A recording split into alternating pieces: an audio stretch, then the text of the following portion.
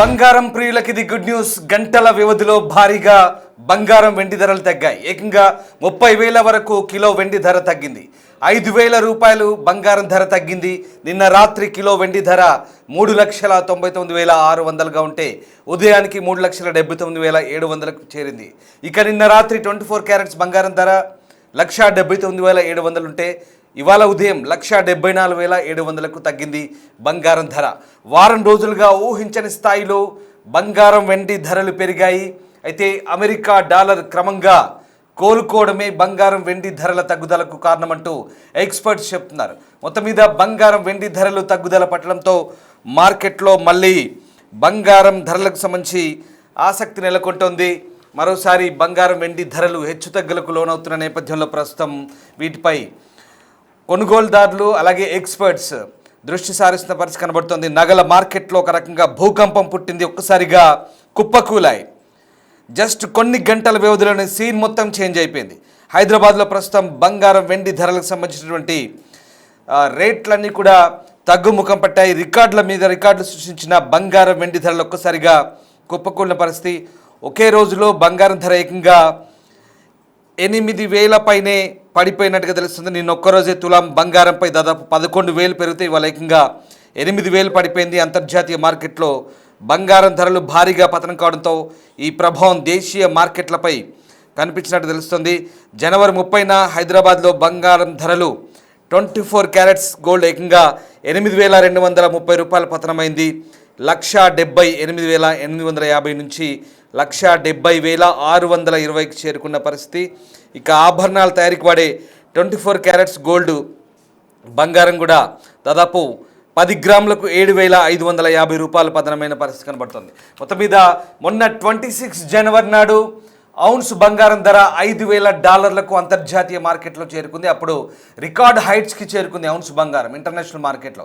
తర్వాత పెరుగుతూ వచ్చింది. ఏకంగా నిన్నటి వరకు కూడా $5,600 పర్ ఔన్స్ అంటే 28.5 గ్రాములు.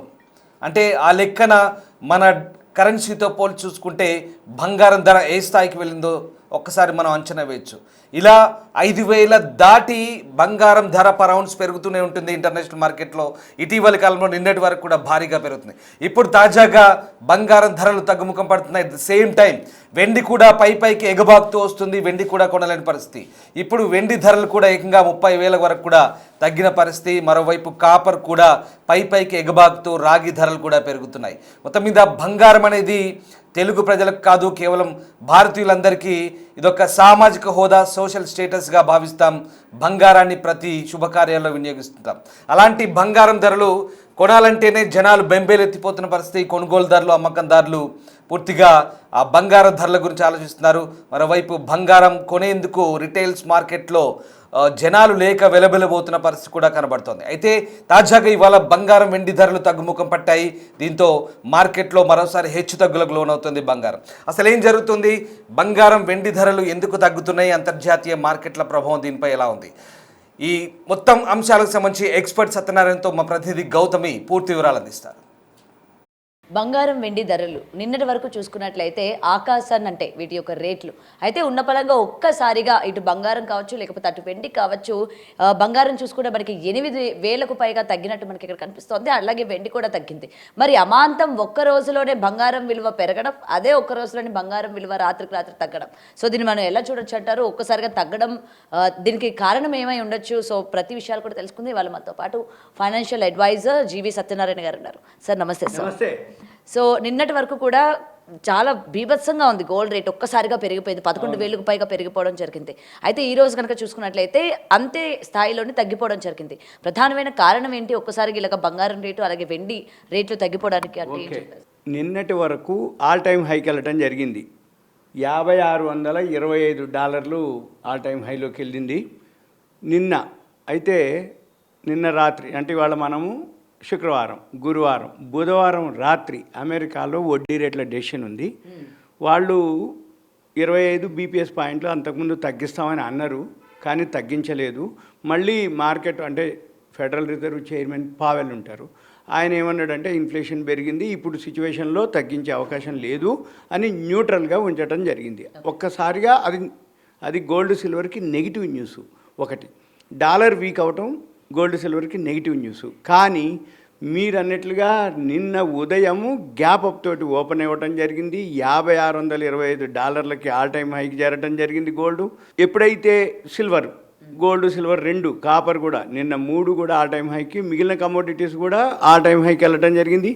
ఒక్కసారిగా నిన్న ఏదైతే 25,000 స్టార్ట్ అయింది, ఎప్పుడైతే ఇవి నెగిటివ్ న్యూస్లు ఏవి, వడ్డీ రేట్లు తగ్గించకపోవటం, ఏది గోల్డ్ సిల్వర్కి, మన మార్కెట్కి పాజిటివ్ న్యూస్. అవి తగ్గించి గోల్డ్ సిల్వరు తగ్గాల్సింది నిన్న పెరగడం జరిగింది ఒకటి. నెంబర్ 2, వడ్డీ రేట్లు న్యూట్రల్గా ఉన్నప్పుడు తగ్గాలి కాబట్టి తగ్గలేదు.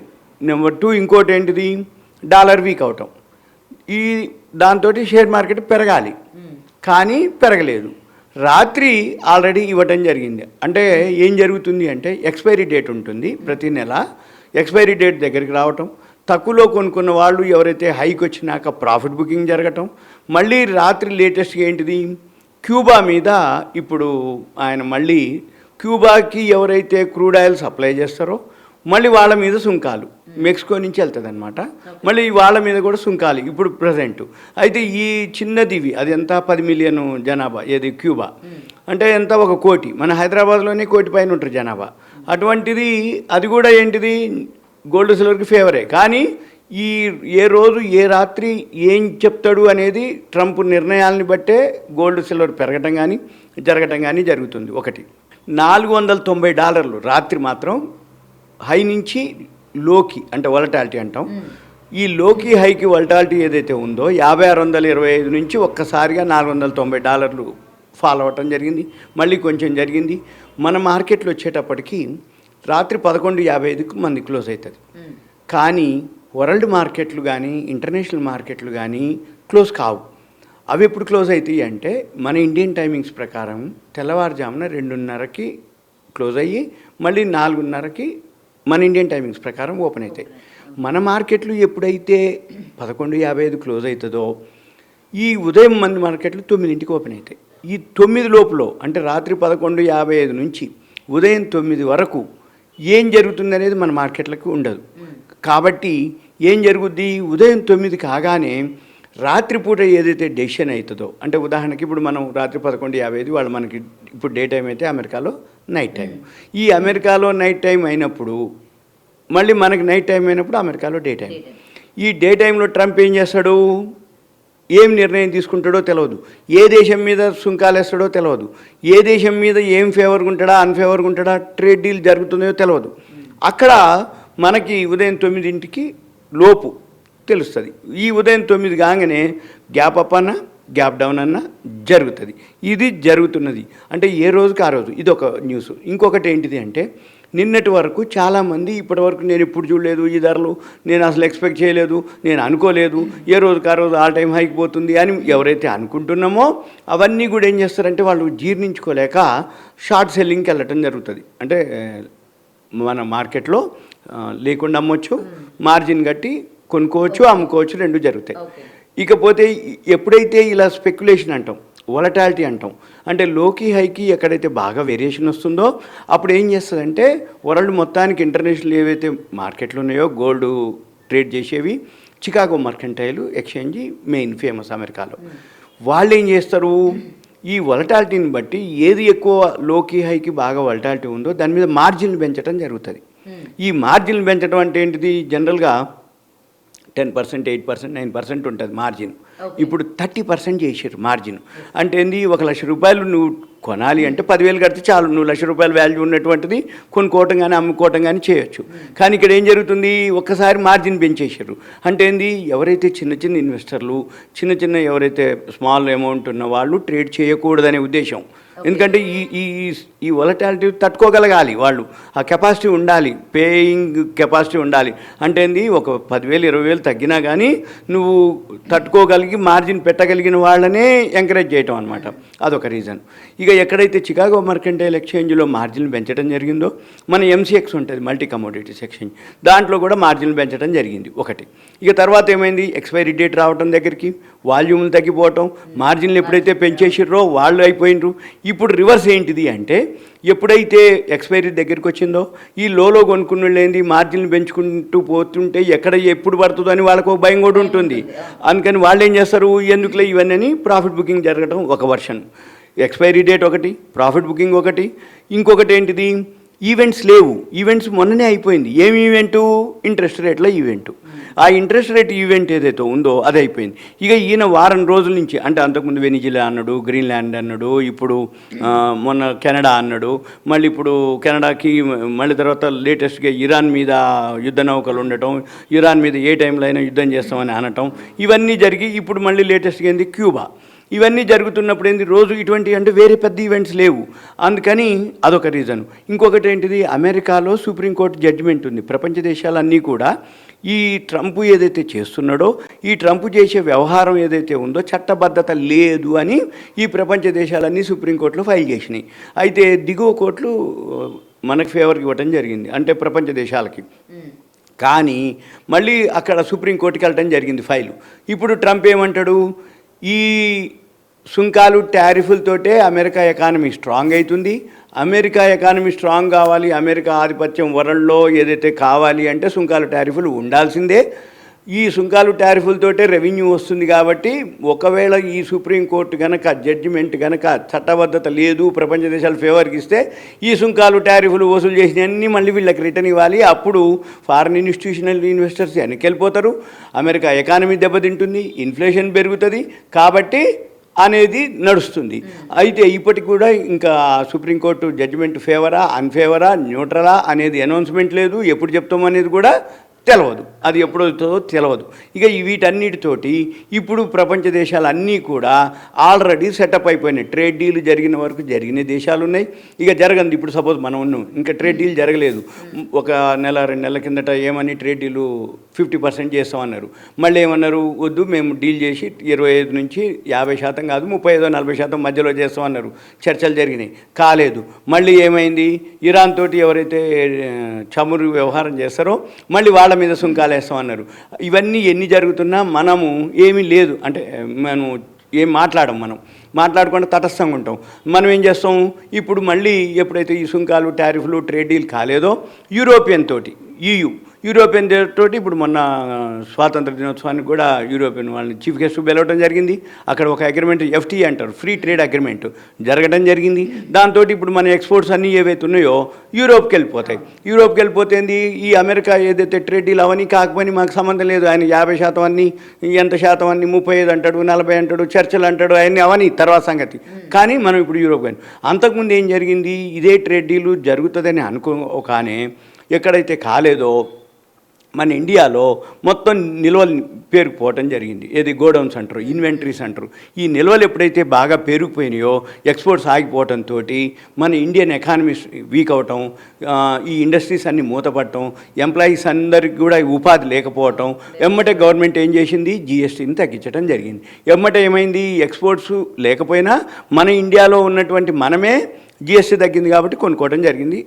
అప్పుడు అవన్నీ క్లీన్ అయిపోయింది. ఇక నెక్స్ట్ ఏంటిది, మళ్ళీ వడ్డీ రేట్లు కూడా మనం కూడా తగ్గించడం జరిగింది. ఒక 25 ఏది అమెరికాలో వడ్డీ రేట్లు తగ్గించినప్పుడల్లా మనం కూడా తగ్గిస్తాం. ఇప్పుడు మళ్ళీ మనకు కూడా ఉంది ఫిబ్రవరిలో వడ్డీ రేట్లు, కానీ మనం కూడా న్యూట్రలే ఉంచుతాం, మనం ఏం తగ్గించాం. ఎందుకు అంటే అమెరికాలో వడ్డీ రేట్లు తగ్గినప్పుడు మనం తగ్గిస్తాం, అమెరికాలో వడ్డీ రేట్లు పెంచితే మనం పెంచుతాం, అమెరికాలో న్యూట్రల్ ఉంచితే మనం న్యూట్రల్ ఉంచుతాం. ఎందుకు ఉంచుతాము, అమెరికాలో వడ్డీ రేట్లు తగ్గించిండ్రు, మనం కనుక తగ్గించకపోతే అక్కడ ఇక్కడ మన దగ్గర వడ్డీ రేట్ ఎక్కువ ఉన్నప్పుడు ఏమవుతుందంటే మనకి ఇన్ఫ్లో ఎక్కువ వస్తుంది, అంటే మళ్ళీ వాళ్ళందరికీ మనం వడ్డీ పే చేయాలి. అందుకని గవర్నమెంట్కి భారం అవుతుంది. సపోజ్ ఇప్పుడు వడ్డీ రేట్లు అమెరికాలో న్యూట్రల్గా ఉంచినాం, మనం కూడా ఇప్పుడు న్యూట్రలే ఉంచుతాం. ఎందుకు అంటే అమెరికాలో కనుక ఇప్పుడు వడ్డీ రేట్లు వాళ్ళు న్యూట్రల్ ఉంచితే మనం తగ్గించినాం అనుకోండి, అప్పుడు ఏమవుతుంది, మన దగ్గర ఉన్నటువంటి ఫండ్స్ అన్నీ వెనక్కి వెళ్ళిపోతాయి. అందుకని మనం ఏం చేస్తాం, వడ్డీ రేట్లు అక్కడ న్యూట్రల్ ఉంచితే ఇక్కడ న్యూట్రల్, అక్కడ తగ్గించినాం అనుకో, ఇక్కడ తగ్గియకపోతే ఏమవుతుంది, మన కాడ ఎక్కువ ఉంది అనుకోండి, మనకు ఫండ్స్ ఎక్కువ వస్తే మళ్ళీ మనం వడ్డీలు పే చేయాలి. అందుకని గవర్నమెంట్ ఏం చేస్తుంది, ఇప్పుడు అమెరికాలో వడ్డీ రేట్ల డెసిషన్ అయిపోయింది మొన్న, న్యూట్రల్గా ఉంది. ఇప్పుడు ఫిబ్రవరిలో మనది వడ్డీ రేట్ల డెసిషన్ ఉంటుంది, అది కూడా న్యూట్రల్గా ఉంటుంది ఒకటి. ఇక ఎల్లుండి ఇప్పుడు మనం ఇవాళ శుక్రవారం, శనివారం రేపు సెలవు, ఆదివారం రోజు బడ్జెట్ ఉంది. ఈ బడ్జెట్లో ఇప్పుడు ఏదైతే గోల్డ్ సిల్వర్ ఏదైతే ఆల్ టైమ్ హైక్ పోవడం జరిగిందో, ఈ గోల్డ్ సిల్వర్ మీద ఏదో ఒకటి అంటే జిఎస్టీ అనేది మెయిన్. జిఎస్టీని అంటే ఇంపోర్ట్ డ్యూటీలు ఉంటాయి, ఎక్సైజ్ డ్యూటీలు ఉంటాయి. ఆ డ్యూటీలు తగ్గించరా అనేది మనకి బడ్జెట్ రోజు తెలుస్తుంది.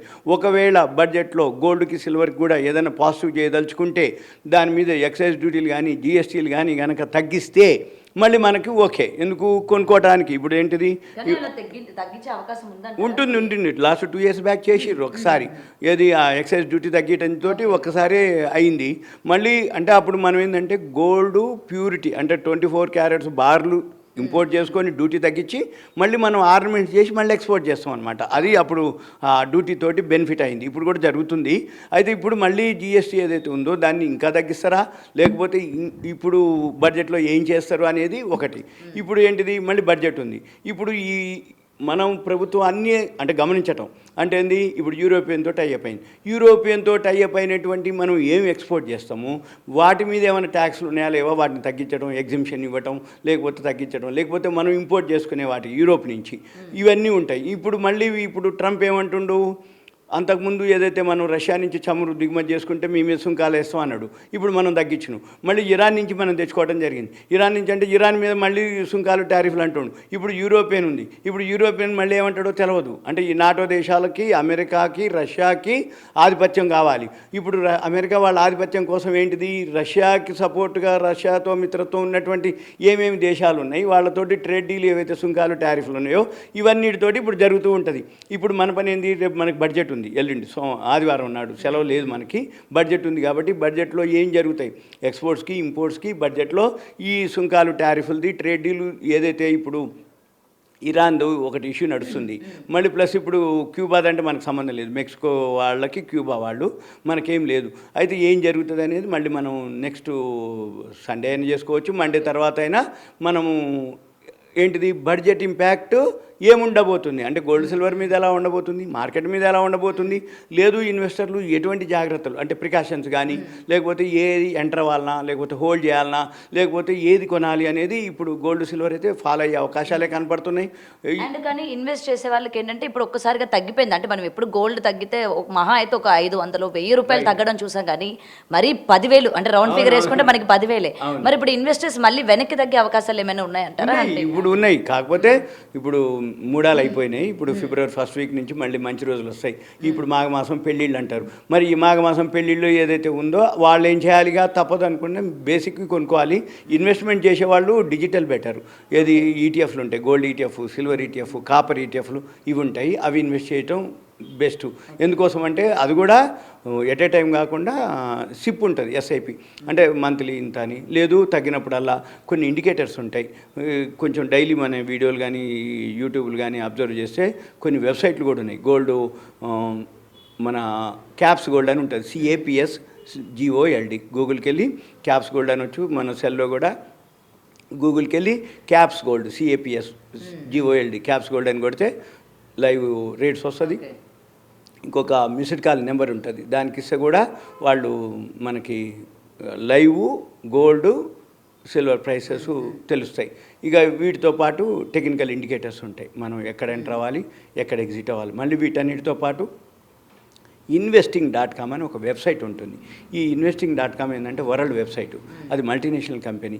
ఆ మల్టీనేషనల్ కంపెనీలో 24 hours వరల్డ్లో గోల్డ్, సిల్వర్, కాపరు, కమోడిటీస్ ఏవైతే ట్రేడింగ్ అవుతున్నాయో, ఔన్స్ బంగారం ఏదైతే ఉందో అక్కడ దాన్ని బట్టి అక్కడ అవి ట్రేడ్ అవుతూ ఉంటాయి. అవి మనం కనుక ఫాలో అయితే అంటే ఈజీనే, ఒకసారి చూస్తే యాప్ డౌన్లోడ్ చేసుకొని అక్కడ గోల్డ్ పెరిగితే ఇక్కడ గోల్డ్ పెరుగుతుంది, అక్కడ గోల్డ్ తగ్గితే ఇక్కడ గోల్డ్ తగ్గుద్ది, అక్కడ సిల్వర్ తగ్గితే ఇక్కడ సిల్వర్ తగ్గుద్ది, అక్కడ కాపర్ పెరిగితే ఇక్కడ కాపర్ పెరుగుతుంది. సింపుల్ అనమాట, అదొకటి.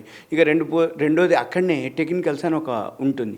ఈ టెక్నికల్స్ కనుక క్లిక్ చేస్తే అక్కడనే అది చూపిస్తుంది, by, strong by, cell, strong cell, neutral. ఇట్లా మనం క్లిక్ చేయగానే చూపిస్తుంది. నువ్వు ఎంటర్ అవ్వాలన్నా అన్ని స్ట్రాంగ్ బైలు ఉన్నాయి అనుకోండి, ఎంటర్ అవ్వచ్చు. అది ఏ రిటర్న్తో సంబంధం లేదు, ఎంటర్ అవ్వడం. ఒకవేళ సెల్ వచ్చింది, స్ట్రాంగ్ సెల్ వచ్చింది అనుకో, ఇక మనం ఉండొద్దు, ఎగ్జిట్ అయిపోవాలి.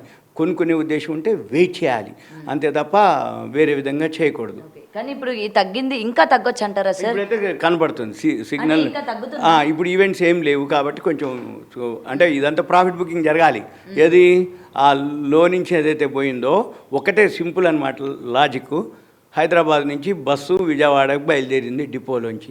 విజయవాడలో ఉండదు, మళ్ళీ విజయవాడ నుంచి హైదరాబాద్ రావాల్సిందే. అంటే ఉదయానికి ఒక ఎంప్లాయీ ఉదయం పూట ఆఫీస్కి వెళ్తే సాయంత్రం అయిపోయినాక రాత్రికైనా ఇంటికి చేరాల్సిందే తప్ప ఆఫీస్లో ఉండడు. సేమ్ అదే గోల్డ్ కానీ సిల్వర్ కానీ షేర్ మార్కెట్ కానీ ఇలా పోతుంది మళ్ళీ ఇలా వస్తుంది. అయితే అది అప్ జర్నీనా డౌన్ జర్నీనా? అందరూ 190 మంది పైసలు ఎందుకు పోతాయి తెలుసా? అప్ జర్నీలో చూడరు, అప్ జర్నీలో కొనరు. అప్ అయ్యేటప్పుడు ఏం పెరుగుద్దులే తగ్గుద్దులే ఎందుకు కొనాలే అనుకుంటారు. బాగా పీక్ వెళ్ళిపోయినాక అప్పుడు అనిపిస్తుంది అరే మిస్ అయిపోయినవని అక్కడ కొనుక్కుంటాడు, ఎంటర్ అవుతాడు. అక్కడి నుంచి అది ఫాలో అవుతుంది. అంటే డౌన్ జర్నీ. నీకు తెలవాలి అది up journey down journey. Up జర్నీలో బై చేయాలి, డౌన్ జర్నీలో సెల్ చేయాలి. అప్ జర్నీలో అమ్మకూడదు, డౌన్ జర్నీలో కొనకూడదు. అయితే 190 మంది ఎందుకు పోతాయి అంటే డౌన్ జర్నీలో కొంటాడు, అప్ జర్నీలో అమ్ముతాడు. అంటే ఏంది? హైలో కొంటాడా, బాగా బాటంకి వస్తుందా? ఇక నేను కొన్నా, నా బ్యాడ్ లక్ కొన్నా, పడిపోయింది.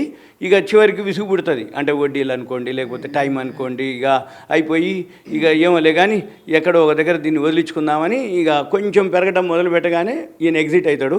అక్కడి నుంచి అది ర్యాలీ స్టార్ట్ అయింది. నేను కొన్నా తగ్గింది, నేను అమ్మినా పెరిగింది అని అంటారు.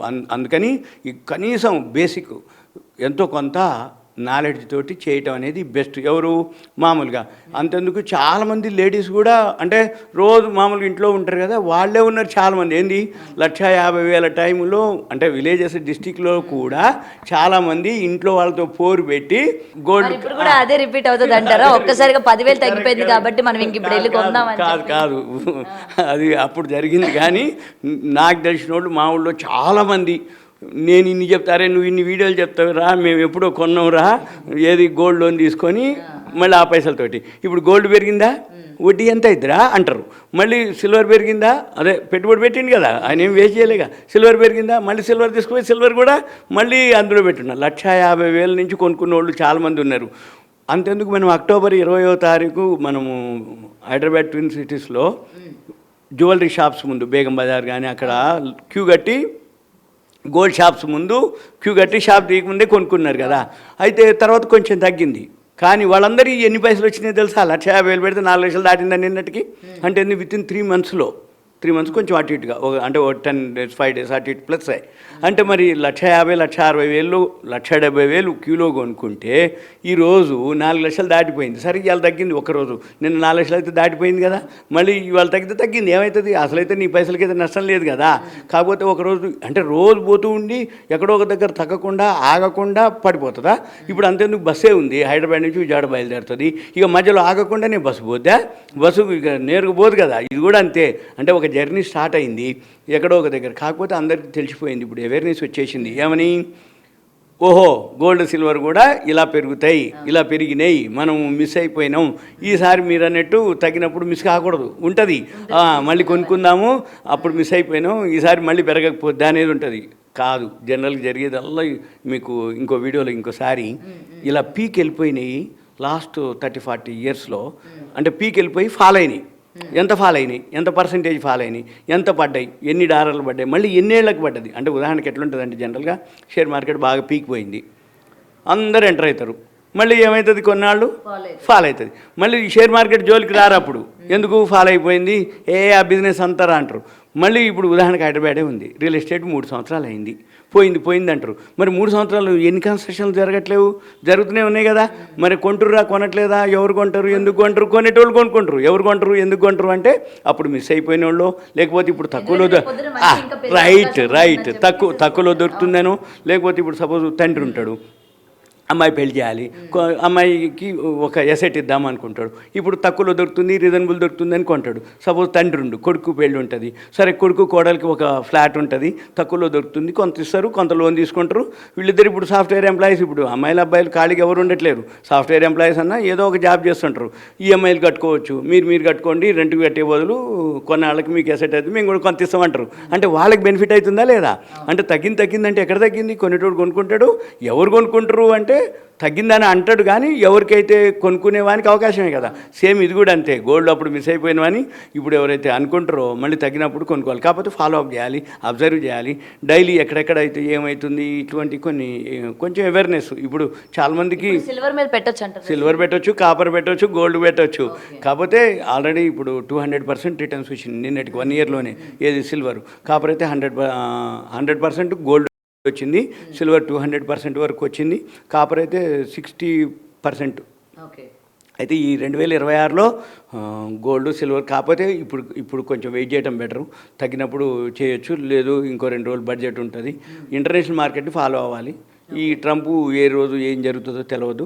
ఈ ట్రంప్ కరెక్ట్. అందుకని మనం ఎంతసేపటికి ఇవన్నీ కొంచెం ఐడియా ఉంటే కొన్నాళ్ళకి అర్థమైపోతుంది, అప్పుడు ఇన్వెస్ట్ చేయొచ్చు. కానీ ఇప్పుడు ఇంత పెరిగినంతగా ఈ సంవత్సరం పెరగకపోవచ్చు అనేది నా ఉద్దేశం. ఎందుకంటే గోల్డ్మెన్ సాచ్ వాళ్ళు ఒక అనౌన్స్మెంట్ చేయడం జరిగింది, $5,000 2026 డిసెంబర్ 31కి. అది మొన్న ఈ మధ్యనే వచ్చేసింది 5,000 దాటినాక వాళ్ళు ఏమన్నారు, 5,500 అయింది అన్నారు. ఇప్పుడు 5,600 అయింది నిన్ననే. 5,625 అయినాక వాళ్ళు ఇప్పుడు ఏమంటారు, $6,000 అయింది అంటారు. నిన్న ఒకరోజు రాత్రి $490 పడ్డది. అంటే దాని జర్నీ అంటే $100 ఉంటుంది. కాబట్టి ఎక్కడ ఎప్పుడు అనేది నెగ్లిజిబుల్ అనమాట. అందుకని ఎవరైతే అప్రమత్తంగా ఉండి కొంచెం జాగ్రత్తగా ఉండి ప్రికాషన్ తీసుకుని అంటే కొంచెం ఫాలో అప్ చేస్తే కొనుక్కోవడానికి చిన్న మొత్తాలు, అంటే మరీ పెద్ద మొత్తాలు కాకుండా ఎస్ఐపీలు కానీ అట్లా చేసుకుంటే ఓకే. Thank you. బంగారం వెండి ధరలు నిన్నటి వరకు చూసుకున్నట్లయితే ఆకాశాన్ని అంటే వీటి యొక్క అంత